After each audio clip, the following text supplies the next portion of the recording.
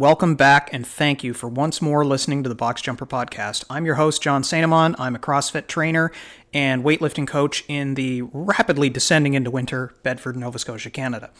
Today, we're going to talk about sleep. Now, I'll be honest, for years, I was guilty of sacrificing sleep to prioritize other things. I'm self-employed and dedicated to my business, and when you're self-employed, you feel like you're on a knife's edge.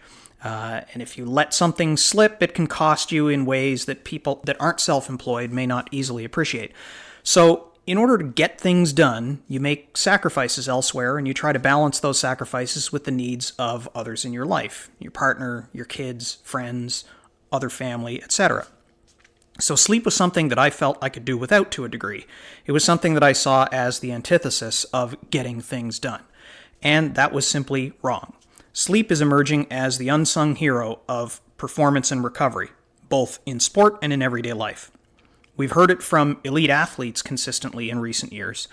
But sleep and its relationship to performance and recovery is not the exclusive domain of the Toomeys and Frasers of the world. Every athlete at every level can benefit from improving their sleep.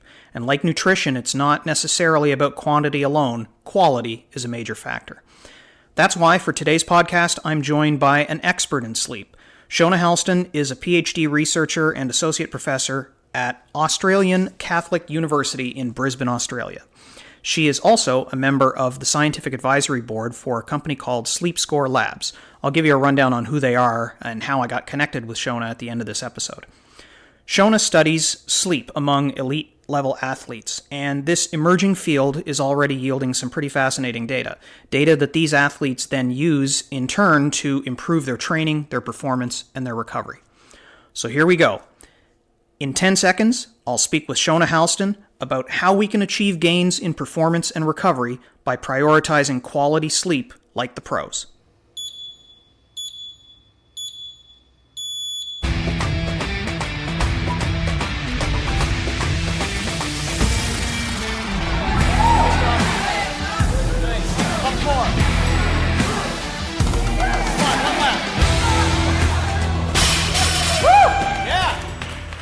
Shona, welcome to the podcast. All right. Thank you, Jane. I am very interested in understanding more about sleep. Sleep as it pertains to athletic performance is certainly an important thing that it's become more and more important in my life anyway, in part because in my case, my schedule is kind of hectic. I work a full-time job, but I'm also a CrossFit coach, and I work out early in the mornings. And so my sleep certainly affects my performance, and I've felt that. So I felt it was really important to try to get an expert in the area of sleep to come onto the podcast and talk from a more scientific perspective of how sleep actually affects athletic performance, athletic recovery. So before we get into the details of the discussion, why don't you give me a rundown of what your background is and what your experience with sleep is as it pertains to athletics? Yeah, great. So my current role is as an associate professor at Australian Catholic University. So I have a research-only position there. So what I do is research with athletes, and particularly around recovery in general. But our main focus is sleep with athletes. So doing research as well as consultancy with elite teams and athletes on how they can improve their sleep. So before I started Australian Catholic University, I was with the Australian Institute of Sport for 15 years. I had a similar role, research as well as servicing and working with the elite athletes there. And I was the head of recovery for the Australian Olympic team for the last 3 games. So taking the aim's really been to take the research that we do which is really applied research, but to work in an applied, practical manner with athletes. So we use the knowledge that we've gained from the research to implement strategies with athletes and try to help them recover better. And of course, sleep is the best recovery strategy that we have. So we've had a pretty large focus on sleep over the last few years. And so do you wind up working with athletes in a variety of different disciplines? Yeah, so when I was at the Institute of Sport, I worked mainly with Olympic athletes across Hmm. various sports. Probably swimming, cycling were I guess, the predominant two, and they were the ones that Australia tended to do better at Summer Hmm. Olympics. Of course, we're more Summer Olympic people rather than Winter Olympics. And now a lot of my consultancy is with professional teams. So I've done some work with some US professional teams, male and female, as well as UK and Australia, particularly rugby and AFL in Australia. Wow. So, in the research that you've done, have you had any direct exposure to the CrossFit market or the functional fitness side of things? Um, Probably not directly. Do a lot of work and have had a lot of research experience with athletes who do a significant amount of weight training. So pretty much every sport that we work with pretty much has a fairly large sort of strength and conditioning component to it. And a lot of our research also looks at the influence of how sleep responds and what changes we see in sleep in response to resistance training versus other forms of training. So not CrossFit directly, but certainly experience and worked with a lot of athletes where weight training is a really big part of their program. Right. Yeah, I would have to imagine that at the elite level, CrossFit style training would be fairly common. I would think as a method of cross training and non sport specific training. Yeah, so I think there's always sports are always looking at ways of doing things with more efficiency and more intensity and getting more out of their training. So yeah, and a lot of sports, yeah, especially sports like rugby where there's a high power explosive component.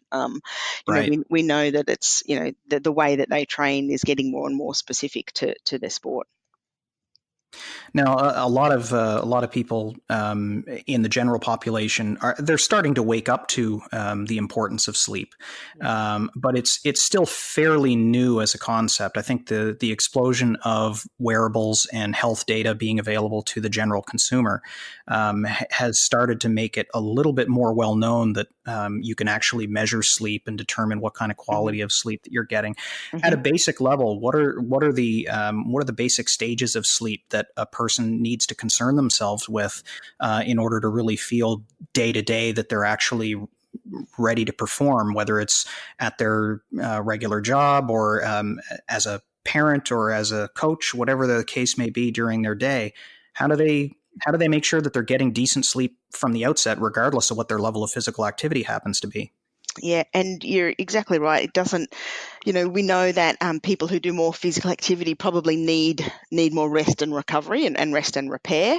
But for Mm-hmm. anyone, sleep is one of the most important things that you can do for yourself. We're starting to really see now across a whole lot of different areas how important sleep is for things like your metabolism, for mood, mental health, cardiovascular health, diabetes. The list just keeps going and going and going. So whether you're an athlete or not, starting to, as you say, wake up to sleep is really important. And it's not the thing that you do at the end of the day when all the other things you've done are more that you think are more important have occurred. Right.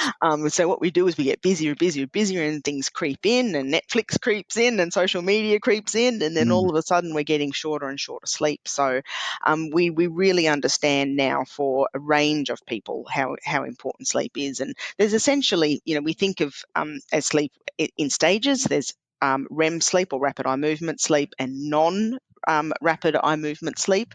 And that's essentially the easiest way to think of it. And there are different things that happen in different phases of sleep. So in the non REM sleep, we tend to think of that more as around physically restoring the body, whereas Hmm. REM sleep, we think this is very generalized, but is more around recovery for the brain.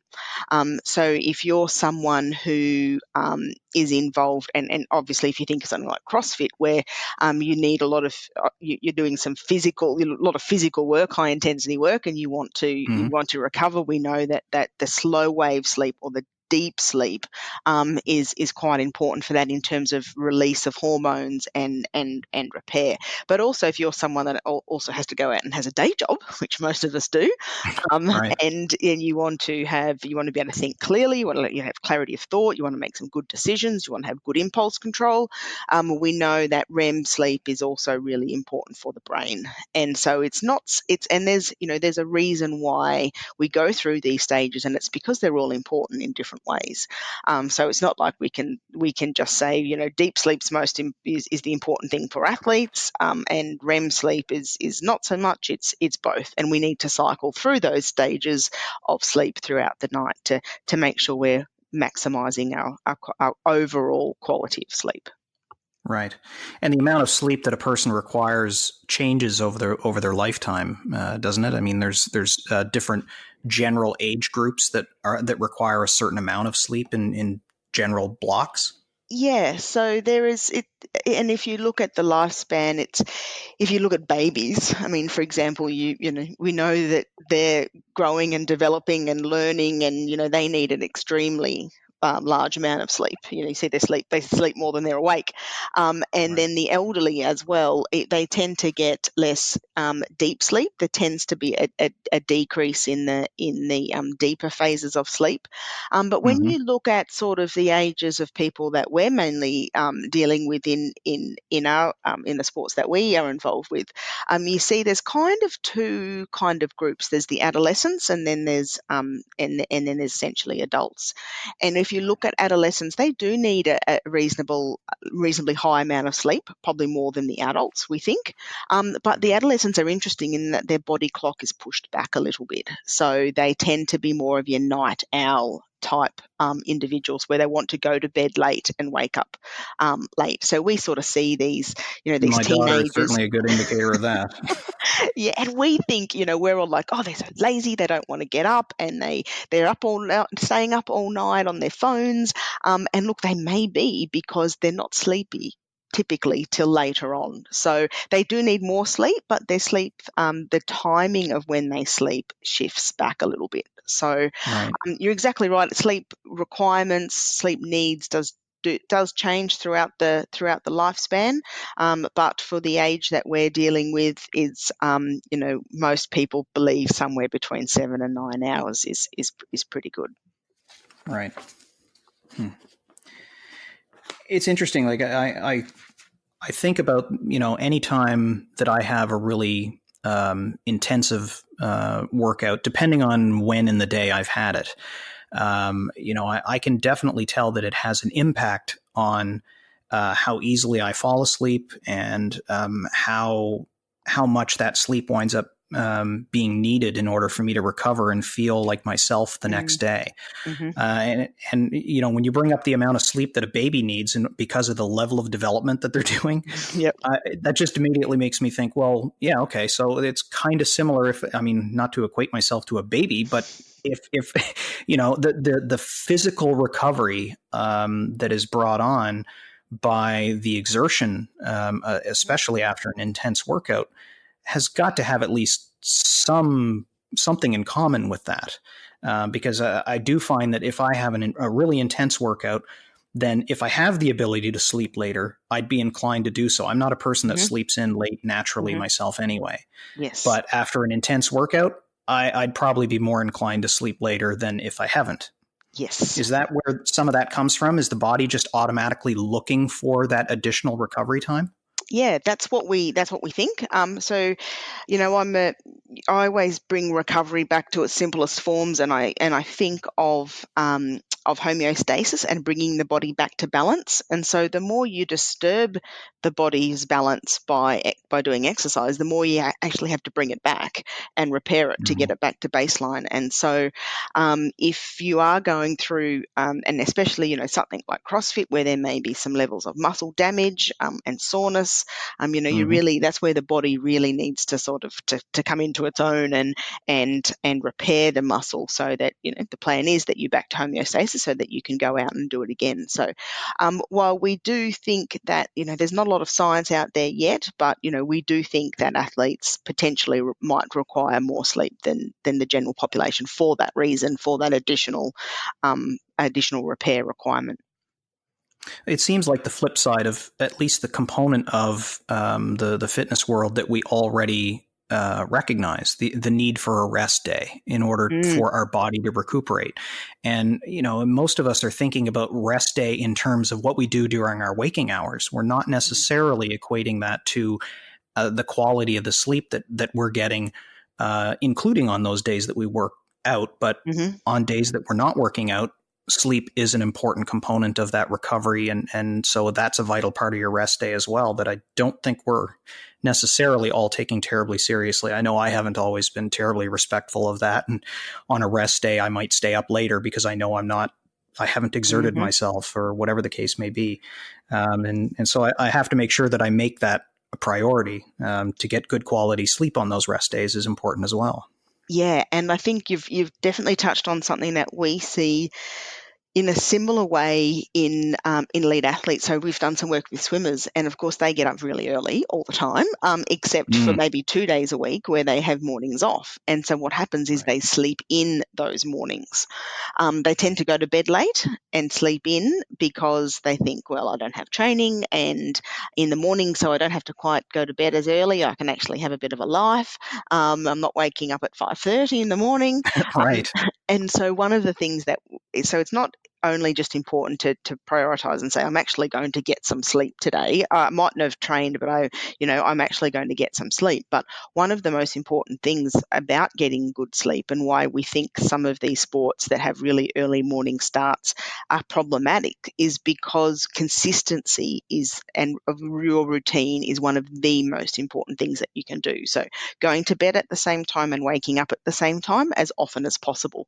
So if you're going to bed, so you say you've got a day off or you had a rest day and you stay up late at night and then you maybe sleep in the next day, or even you just cut your sleep short, you're getting out of pattern, out of routine, and it's like doing shift work. So not as extreme as shift work if you're only changing a couple of hours, obviously, but if you're doing this all the time and you've got 2 or 3 hours difference all the time, every second or third day, when you're, when you might be having a morning off or half day or a full day off, then your routine just becomes disturbed. So the idea is that we want to keep bedtimes and wake times as consistent as possible. And we all know we need rest days, but it's about managing the outside things around that, like your sleep. Right. So when you're in analyzing sleep among athletes, what are the mechanisms that you're using in order to track the quality and quantity and time frames for their sleep? Are you using just feedback from the athlete, or are you going out and actively getting data from them as well?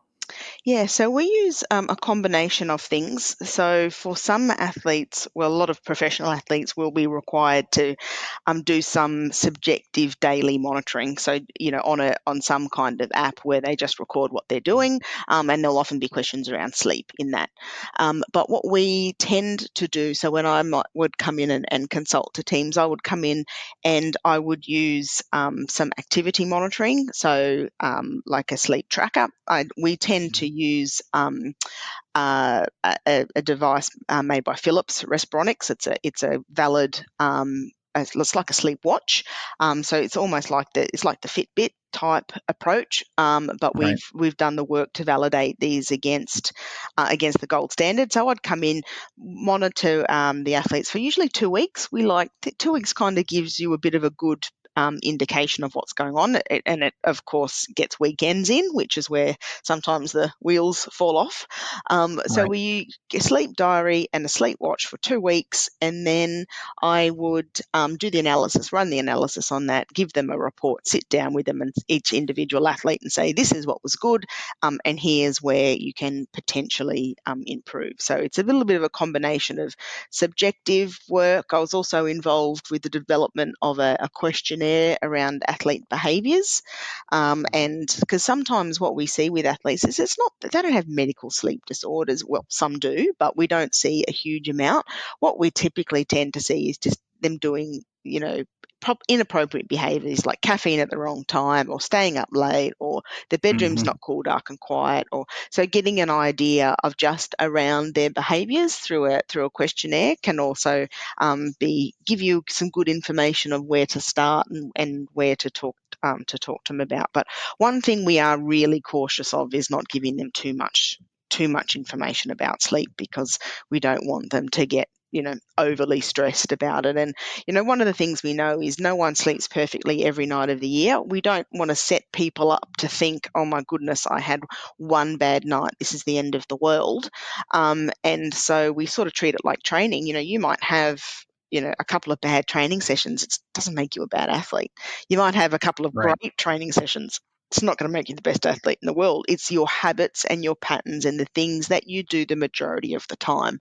And so we Right. don't want to set up this situation where they're so anxious and stressed about the numbers that they see every night that it just becomes this self-fulfilling prophecy where they start to sleep bad because they're paying too much attention to their sleep. So I think there's this really happy balance between, look, we want you to do as good as you can, as often as you can, but let's not lose your mind if you have a few bad nights here and there, because it happens to everyone and it's not going to affect you long term. Right. What are some of the data points that are captured by a wearable like the Philips watch or strap? Yeah, so the things that we care most about is we get total sleep time. So we obviously see bedtime and wake time. Now, for Mhm. some, it sounds very obvious, but when you're wearing a watch, you can't tell little fibs. And so sometimes, athletes will say, yeah, I went to bed at 10 and woke up at 7. And you're like, no, you didn't. So when you wear a watch, you get the proof. So Right. bedtime and wake time, how long it takes you to fall asleep.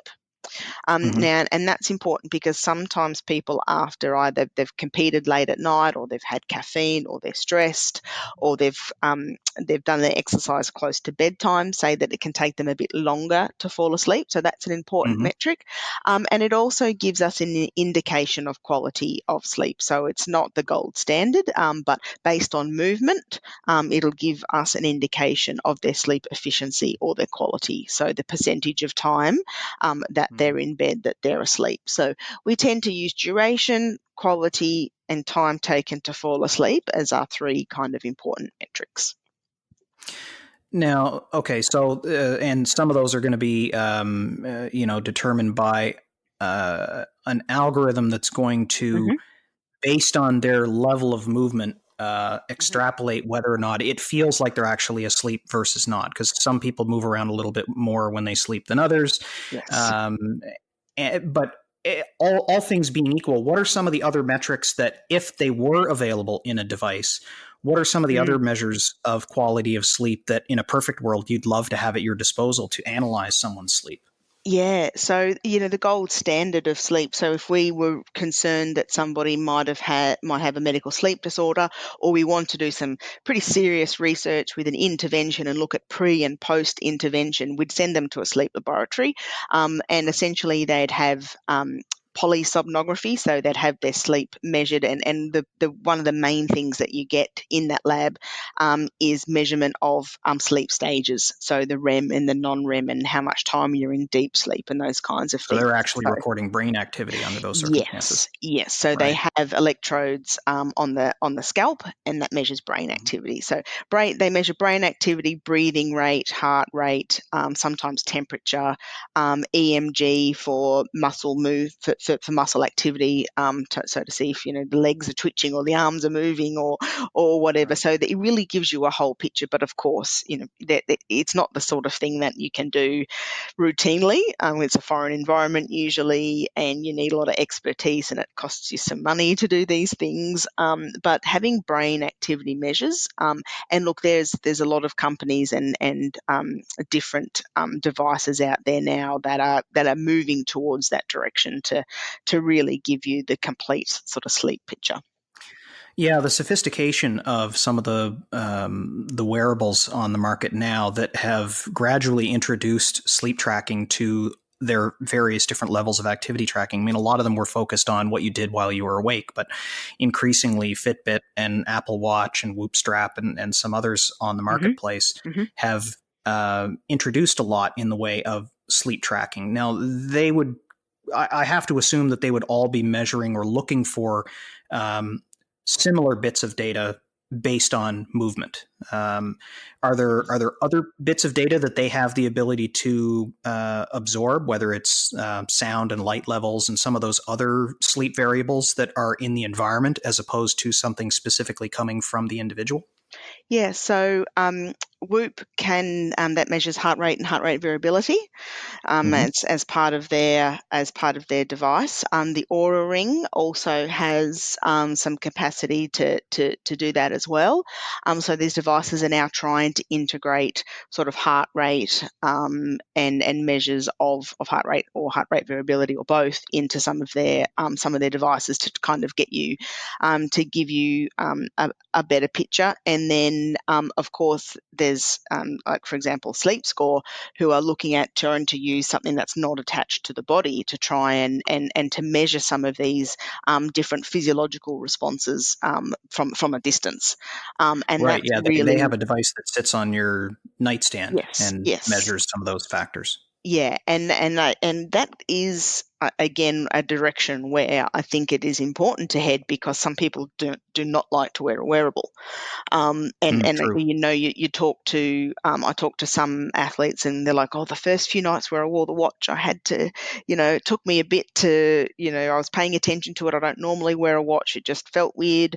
Then they tend to get used to it, but some people just don't like to wear a wearable. So Mm, it's soon there'll be this combination of different aspects of sleep that I think everyone's now starting to learn more and more and are starting to understand about not just sleep but how people like to measure their sleep, and that for some devices I wouldn't want the athlete to have a readiness score every day for some athletes. So some of these devices now say this is how recovered you are. Now the problem is we don't know how they calculate these metrics, and I understand why they don't want to share them because that's their commercial advantage, right? But it right. makes Yeah. it very difficult as someone who works with athletes to say this is a device you should use because we don't know the algorithm, we don't know how they're making some of these calculations, and then we have to go and do the research and take the time and energy to go and validate the products because often they're not validated beforehand. So we're kind of doing their job for them, but we have to validate, we have to compare to the gold standard. Otherwise, especially for research purposes, we see a new device, we go, oh, this is fantastic. It's so simple and easy to use, but we don't know if it's Mm, actually accurate. Um, true. which is, and for some people, look, the general population, they may not be that interested if it is really 100% measuring their sleep perfectly. They're just Hmm. looking for big changes over time, and it's an education tool, and it's something that is a little bit of extra information that they can use to hopefully prompt them to get a little bit more sleep, and that's fantastic. But for some people, it's adding to this. Okay, oh, I looked at my device and it told me I only had 3 hours of deep sleep, and then they get stressed and then they think I can't perform well in my training session, and it's like, well, one, we don't even know if that device is measuring accurately or not, Right. and again, one bad night's sleep, not the end of the world. Right. What are some of the other factors that a person can actively control that would um, help ensure that they get good quality sleep? Yeah, so I think there's just some really simple behavioral and environmental things that you can do. I mean, but Like you spoke firstly, about the routine for sure. yes, routine is definitely one. Um, Staying away from too much blue light from phones and computers. So we know that they Hmm. emit blue light, which stimulates the body clock and can interfere with melatonin release. Being careful with your caffeine. making sure your room is cool, dark, and quiet. So we know that generally cooler temperatures are slightly better for getting sleep. And these things are all little simple things that you can just integrate into your life. So it's just the way that you operate. It's just the habits that you have. You don't want to get into this position where, okay, I'm having this essential oil and I'm doing this at this time and I'm doing this at this time, and it becomes almost like such a massive process that you have to do to get to sleep. Because people who sleep the best are the ones that don't really have to do anything. And partly what we're dealing with for some people is this anxiety and stress around sleep, and we want to take some of that away. Just do the best that you can. Here's some things that you want to avoid, like your caffeine, like your phones. Set up your room in the best way that you can, and then just get on with it. What are some of the things that you recommend someone do to help with that routine? Like the examples that are immediately coming to my mind are like factors like stress. And so how do you overcome something that is an internal variable that is much more difficult to control? Are there strategies that a person can use to overcome those to still try to get a good quality of sleep? Yeah, and that's a great question. And when I was mentioning about behavioural things with athletes, the other one is stress, and it can be work stress, personal stress, life stress, sponsorship stress, social media stress, you name it. We've got all these different types of stresses now that can bombard us from all different areas. And so I think there's kind of two approaches. The first thing I think is if somebody has a serious level of anxiety, then it needs to be, you need to get professional help. Like you need to go and see a psychologist or therapist and get some help and get some strategies and learn to deal with if you've got serious stress and anxiety in your life. If you're someone where it just sort of comes and goes a little bit, or sometimes you're just a bit of an overthinker, you don't feel like it's really interfering with your life too much, then there's plenty of great apps and different things that you can do for meditation and relaxation and mindfulness. Calm is an app that gets that's quite popular with athletes, teaching you to meditate and relax. And the thing about things like that you do on a routine basis. So, for example, you might clean your teeth, have a shower, clean your teeth, listen to Calm, the app. So that might be your three things.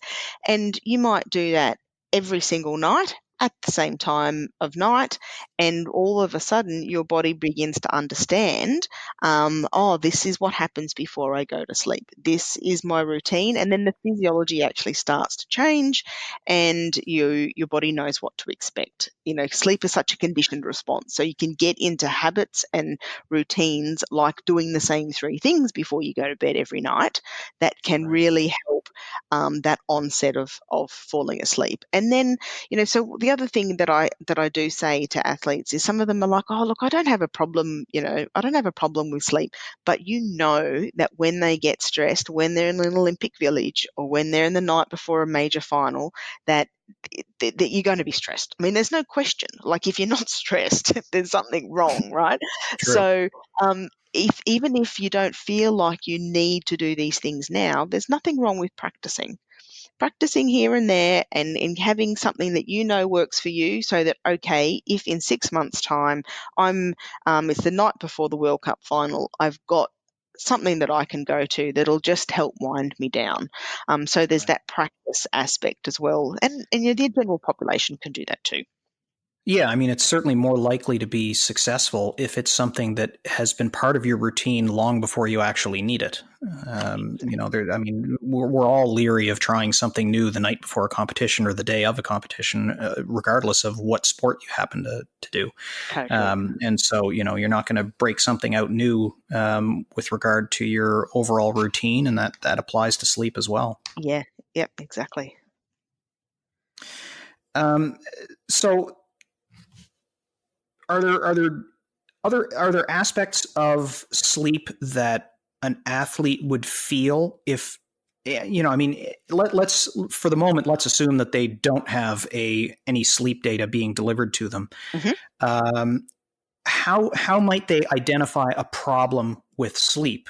Mm. Are there symptoms that they would feel in the course of their day that would be identifiable and could be pinpointed to being related to sleep, or is it too difficult to create that direct cause and effect relationship with something that they experience in their workouts, for example? Yeah, that's a great question, and that's an area that I try to get athletes to think about themselves because, like I say, I don't always want them, not all athletes, to be monitoring every single thing every single day, right, in terms of their Mm-hmm. sleep. So the two questions that I get them to think about is how do you feel when you wake up in the morning, and not immediately, because most people don't bound out of bed super excited, True. and ready to go. So about Mm-hmm. 30 minutes to an hour after you've woken up, how do you feel? And you know when you're sleep deprived, when you haven't had a best night's sleep, that you still can be struggling up to an hour. You still feel a bit flat up to an hour after you've woken up.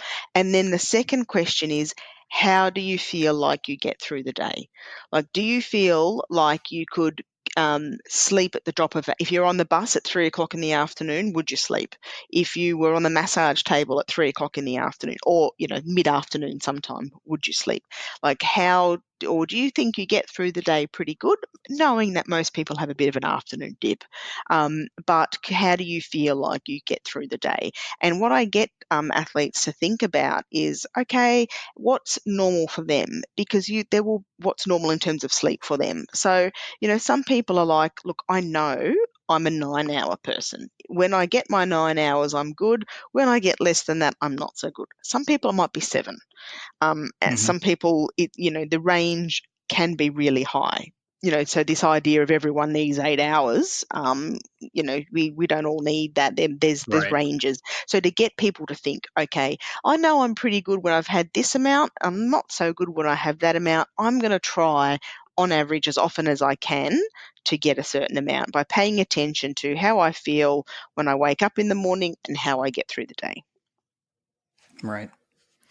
Are there when a person does identify as being run down from a lack of sleep the night before? Should they? Is there a natural remedy to that you think is appropriate for someone to consider? I'm immediately thinking of some of the remedies that probably aren't the right way to go. Whether it's Mm. drinking an entire pot of coffee to yourself or you Yeah. know the We various do. different things that someone will try to use to snap out of it. But is there a proper way to try to combat that fatigue that is the result of a Mm. poor sleep? Yeah, there isn't really, because unfortunately the only way to get over sleep deprivation is to sleep.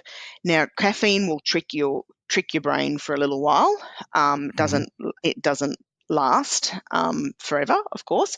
And then the other thing is that it can, if you have caffeine too late in the day, then it can disturb your next night of sleep. So the way that I approach it, so especially when people travel a lot as well, and sometimes I fly, and you fly to the States, and then you got a conference, you got to get up at 7 the next morning for a conference, and you've just had no sleep and you're exhausted. What I say to myself, yes, I do have coffee. I'm a caffeine person, but I stick to caffeine in the morning to try and kind of get me through. What I say to myself is, this is not going to kill me, right? I'm going to get through the day. It might not be pleasant, but I'm going to get Mm-hmm. through the day. And the body is really, really good at, when you've had one bad night's sleep, typically it'll go into a deeper sleep the next night. So it has a natural way of restoring your sleep after you've had As long one as you bad don't do night. something silly to undermine it. 100%. So that's where you don't want the full pot of coffee to yourself too late in the Right. day. Yeah. So I do go, look, like, it's not going to be the most pleasant feeling. I'll get through. If I'm going to do a workout, it's like I'm still going to do my workout. I'm going to do it exactly the same way. Like I'm still going to do all the things I had in my. Maybe it's not going to be as in high as intensity, and maybe it's just going to feel a bit ordinary, but I'm going to get through it. And so that's one of the things that we see with sleep deprivation in the science, is that it doesn't tend to if you have a really, really bad night of very short sleep, what it does is it doesn't tend to change your VO2 max or your maximum heart rate or any of these things. But what it does is it makes things feel harder. So your RPE, or your perception of effort, goes up. Mm. So things just feel yuck, and I'm sure we all know that. So it's kind of good to know that. And if you're, and I say this to the athletes, if if you've had a really ordinary night the night before an Olympic final, yes, you'll probably have some caffeine in the morning, like a lot of them do. The adrenaline will kick in, and again, it's not going to change your whole 20 years of training with one night of bad sleep. You just tend to maybe not feel so great until the adrenaline or the caffeine kicks in. Now, we've mentioned caffeine. Are there foods that are that do not do a good job of promoting sleep? Are there certain foods that we should avoid late in the day? Yeah, it's a really exciting new area of research, and I've been involved in a couple of projects where we've been looking at this. And I think caffeine is obviously the major one. The other things are some foods that can be eaten too close to bedtime. So it's not so much late afternoon, it's more immediately before bed. So you probably want to stay away from high glycemic index foods. So really, your real simple sugars, and you wouldn't be, not that CrossFitters I expect would be having a can of Coke before they go to bed, I but you would hope probably not. you don't want these real simple, like a bag of lollies. Like, it's not what Yeah, you want right before you go to unless they're bed. sleep eating a bag of Skittles. Yeah, Hopefully not. hopefully not. Yeah. But that sugar hit, because you have the insulin rise, and then Mm-hmm. that can make people feel quite alert and awake. Some people describe problems with spicy foods, and Mm-hmm. anything that maybe you don't want your gut potentially too full. And the other thing we see a lot in athletes is excessive hydration before bed. So then they just wake up and Mm. go to the bathroom. So we're really well educated about how important it is to rehydrate. But if all you're drinking is water, and you're drinking a fair amount of it in the time between dinner and bedtime, what will Mm. probably end up happening is you'll end up just going to the bathroom 3 or 4 times a night. Right. On the converse, we think so. Milk is nature's food, right? And Mm-hmm. it is one there. If you look at the protein and the carbohydrates that are in milk, it's pretty much designed as a sleep drink. Mm-hmm. So milk is a good one. Certain proteins that have tryptophan in it, which converts through eventually into melatonin. So things like turkey. Turkey. Um, Yeah. yeah, so people talk about the Christmas day, or the Thanksgiving Yeah. after lunch dip. So turkey can be one of those as well. So foods with tryptophan in it can also help. For sure. So I've got a few questions that I'm part of several different CrossFit related communities. I'm obviously very plugged into the CrossFit Box, at which I coach, but there are also a couple of different communities. CrossFit Linchpin is an online programming system that I use, and I'm connected to that program as well. And so I asked several questions of the community about what they wanted to know about sleep. And there's a CrossFit Masters program as well on Facebook that I posed the question. And so I got quite a variety of different questions from people that were a little bit outside of the questions that I naturally would have asked myself based on my own experience. And so I wondered if I could just throw a couple of these questions at you, not to dive too deep necessarily, but there's a few of them in here that I think were posed more than once, for example. And there's some interesting questions that I think are not just specific to athletes necessarily, but just the personal experiences of members of these different communities. One of them that came up a couple of times, and you and I spoke in our pre-interview about the notion that it's very difficult to speak in anything but generalities in some of these cases, but there are quite a number of people in the CrossFit communities of which I'm a part that work shift work. Mm. And so they were looking for some basic advice on how to sleep better. And in particular, a couple of them had completely different sleep schedules based on whether it was a day they were working versus not. So, for example, somebody that's working a 12-hour shift, they only sleep 5 hours on that day.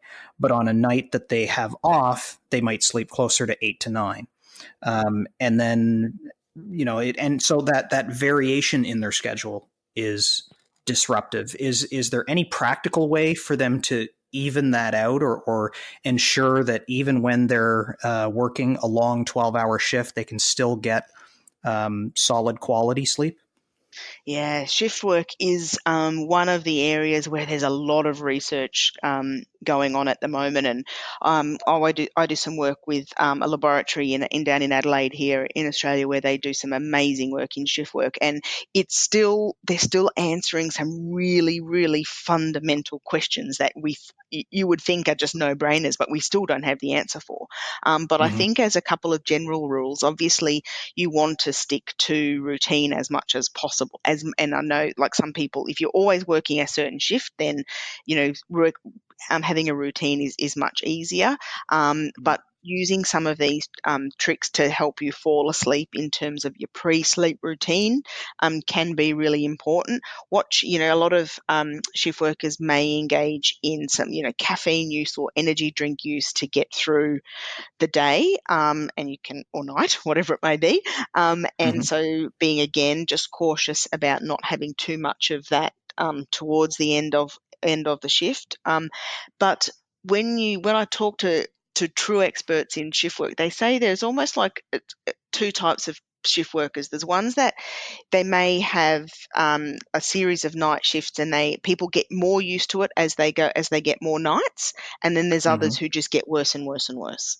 Right. And so it's almost like it's quite common to hear people say they're one or the other. They get better and better and better, or they just feel worse and worse and worse as the more nights go on. And then some people report they like to stay up a little bit late, like when they get home, they like to not go to bed immediately, and then they'll have one long sleep. And then there's others that will have maybe two sleeps in their day off. So it's really around. It seems to be really highly individual, working out what strategies work, and it does depend on how many shifts you have in a row and what time. But I think trying not to mess up. The things that we know work, like the Mm-hmm. pre-bed routine, and being careful with your caffeine, having a cool, dark, and quiet room. Like, I can only imagine how hard it would be to sleep during the day in a lot of houses where the rest of the world is going on. So, blackout curtains, earplugs, eye masks, air conditioning for if it's hot during the day. Mm-hmm. So just making your room environment as good as it can. But shift work is generally accepted to be tricky. Yeah, and it's got to be, I mean, there's some moving parts there too, because one of the examples that I was given from the community was someone that consistently works a 12-hour shift overnight, whereas I know my daughter as a nurse, she actually alternates. It's 4 days on, 4 days off, but on the flip side, it goes days, then 4 days off, nights, then 4 days off, days, then four. So Yeah, it alternates that's time of hard. day in addition to the days on, days off. So it becomes, it's the enemy of routine for sure, even though it does impose a repeating schedule.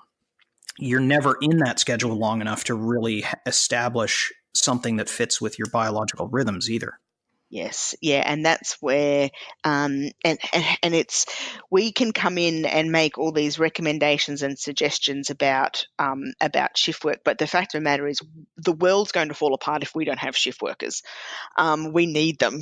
The world turns with people that Mm. work odd hours, and so it's almost like we need to take better care of these people. Yes, we can recommend potentially slightly better shifts, and most of them will get into an idea of what works for them for their sleep. But a lot of shift workers do have problems with diabetes and obesity and some of these issues as a consequence of working shift workers. So we need to almost monitor and manage them better and make sure they've got access to things on their days off, make sure they're exercising if they're not already, Hmm. to sort of take care of them as much as we can, because, yes, we need shift workers. One of the things that I didn't ask about earlier, and it occurs to me, it might just be because of my predisposition to assume that everyone listening is a CrossFitter and therefore working out so much that it's less of a factor. But there are comorbidities with sleep and other diseases, whether it's obesity, whether it's heart disease. What are some of the risk factors if a person is not getting enough sleep outside of their athletic activity? Yeah, so, and this is a major area of research around things like diabetes, cardiovascular health, and are both kind of linked to this idea around metabolism. So we know that there are things that are supposed to happen while you're awake and things that are supposed to happen while you're asleep, from a metabolic perspective. And when we stretch the time that we're spending awake and decreasing that time spending asleep, less of these things that are important happen. The other thing is it gives you more opportunity to eat. You're just awake longer. So True. you've got more time to consume food. And Hmm. when you're tired, you tend to crave more of these foods that will give you a kind of a rush or a serotonin hit. And so you tend to crave Hmm. more fatty foods, on more simple carbohydrates. So this area around metabolism, which of course has links to cardiovascular disease, diabetes, obesity, these kinds of things, but also the light dark. And again, things are supposed to happen when you're awake, things are supposed to happen when you're asleep. So we have this light dark cycle. Now we've got all this artificial light, so we can be a 24-hour society. So this light dark aspect can also have some ramifications for our health, and particularly mental health. So we see some of these the Scandinavian countries where it's dark all winter and light all summer, and we know the incidences of depression and seasonal affective disorder is higher when it's winter and it's predominantly dark. So this light dark aspect has important considerations as well. So it's kind of, sleep is the end result of all these societal changes that we've got around being able to work longer, and having more light and having more social media. So sleep's just the one thing that tends to be disturbed from all that. Can a person get their total? I mean, let's use the 8 to 9 hours as an example of one block that a person is supposed to get.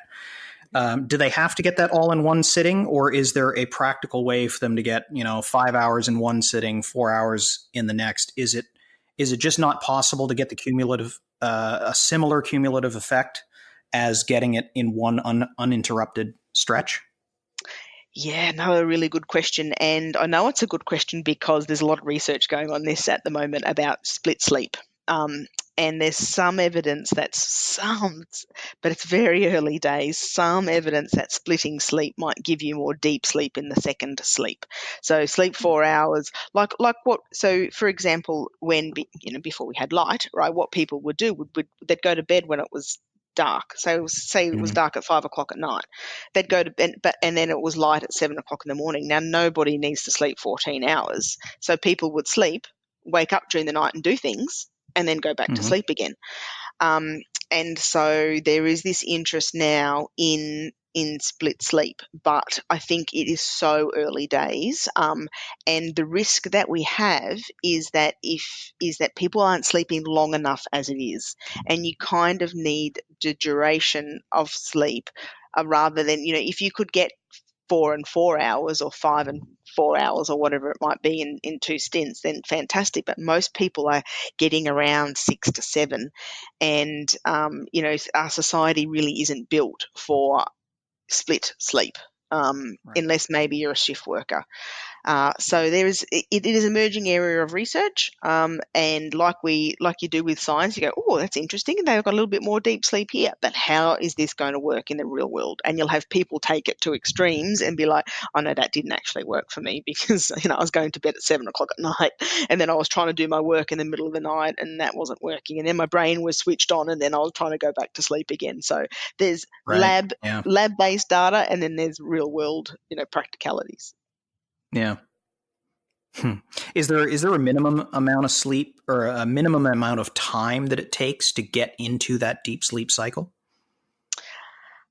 No, and it's a interesting question because we don't have a lot of information, especially in athletes, around sleep architecture. So what it actually looks like, we've got a little bit. Mhm. We did a small study when I was at the Institute of Sport, and we had with them, the cyclists were going through a really hard training block, and we were doing full polysomnography, and they were getting into deep sleep incredibly fast, like under 10 minutes. And the sleep laboratory, they just kept checking the data. They were like, is this real? Is this real?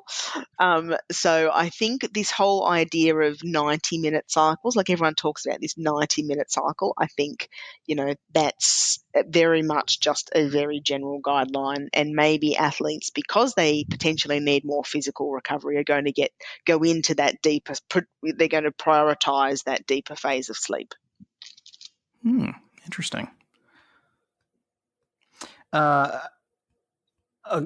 Shifting gears for a moment, one of the questions that was asked was why there would be a difference in a person's ability to fall asleep when comparing two arguably intense levels of physical activity, but in different sports. So one of the members at our gym is, an avid CrossFitter, and if he does an intense CrossFit workout, he has no trouble falling asleep a matter of hours later. Yeah. But if he plays hockey at the same time of night for around the same amount of time, probably about an hour, hour and a half on the ice at the absolute most, he finds he comes home and it's hours before he's actually able to sleep. And he's not really sure he understands why there would be a difference between the two. Is there any logical reason for that has to do with the type of activity or the intensity of activity, or might it be more of a psychological difference between the two sports and environments? My guess, so providing that the duration and the intensity and the time of the actual exercise was very similar, my guess would be the competitive aspect of hockey that might be the difference. So especially when you're in a team environment, we see in professional, and this is high level professional athletes, that they'll often be thinking about the game, they'll think about what they did good, what they did bad. So the competitive aspect can sometimes make either the event more intense or more psychologically demanding as well. So you Right. in a team sport, you've got to read play, you've got to think, you've got that environment of the other people around you. So that could be something to do with it. Also, other things that can affect different sports might be obviously the time of day, the intensity. Maybe people are having caffeine before one and not the other, or you got your pre-workout drink or whatever. That can obviously influence if you've got muscle soreness. So if they're getting hit, and you're more True. of a, you feel more sore, then that can be one of the factors. But I think adding a little bit of competition to something can often be a bit of challenge around sleep, especially if it's in high level athletes played in front of a crowd, social media, all these kinds of things. But maybe it's more of a psychological thing. Right. I had one person ask about anxiety, stress around sleep itself. So it's not that they're not that they have anxiety and stress during the day so much as they actually don't feel safe at night. Whether it's a natural response to living alone or whatever the case may be. Are I, I mean, there seems to be an app for everything these days. So I'm curious if you've heard of some kind of sleep aid that is specifically intended to allow someone to feel very relaxed as they're going to sleep. Is it those the apps that allow you to do that mindfulness to Mm. kind of reset your mind before you go to sleep to try to wind down a little bit before you try sleeping? Yeah, I think that's one of the things that I would go to as something to try. The other thing is sometimes we just get, as I was saying before, sleep is a really conditioned thing. It's really associative. So all of a sudden you walk into your bedroom and it goes, oh, that's right, this is going to happen. I'm going to stress about sleep. And so sometimes it's like mix your bedroom up, change your curtains, change your bed, move it all around, move into another Mm, room if you can. Just switch it up so you don't have this association. One right. of the things that I do, especially when I travel or when I'm in a foreign environment, is I always have earplugs and eye mask. It's like I'm in my own little world. I'm away from all the other distractions. Right. So sometimes that can help. And then I also think it could be the fact that the person is overly caught up in sleep. And I know, here's me, this is my job, right, to help people understand that sleep's important, but to also understand, as I've said several times, to take some of the pressure away, is that it's okay to not sleep perfectly all the time. Mm, And we have bad nights here and there, and it's not the end of the world. But I would say setting up your environment either differently, switching it up, or if you can't do that, earplugs, eye masks. And if it's this feeling of safety, it's obviously, if people live alone and they don't feel safe, whether it's locks on the door or extra security or whatever it may be. But I think, yeah, it's switching it, and you could try the relaxation thing. And the other thing that we haven't talked about, that it sounds like it's a little bit contradictory, is only going to bed when you're sleepy. Because what happens is people get into bed to try and force themselves to sleep. It's like, you right. can't And force then they yourself stress to over sleep. not being able to do it. Exactly. So stay up Mm, outside in your lounge room or whatever, watch TV from a distance or whatever you're doing, lights down low. When you think, oh my goodness, don't think I can stay awake any longer, straight into bed. No phone, just straight into bed. And you might end up having slightly shorter sleep duration initially, but then you'll get into this habit of, I go to bed and I sleep. I don't go to bed and I sit there and I toss and turn and I think, because we all think, oh, I need to get my 8 or 9 hours. I have to go to bed now. Well, if you're not sleepy, that's not going to help. right. What's your feeling on some of the natural sleep aids, melatonin, CBD oil, essential Mm. oil diffusers? Are those really just something that someone can experiment with until they find something that works for them personally? Yeah, I mean, I'm still a bit of a believer in trying to get um, as natural sleep as possible. Even these things are natural, right? But still trying Mm, to work on your own strategies for relaxation or behavior so that you don't need to reach for, you know, oils and these kinds of things if you don't need to. But I think, and it depends on, obviously, when we're working with athletes, we have to be very careful what they take in terms of anything even that might have melatonin. Of course, CBD, we have to be super careful with yeah, with for sure. athletes, in terms of positive testing. And so, look, some of these, I do prefer something natural like that in comparison to, say, a sleeping medication.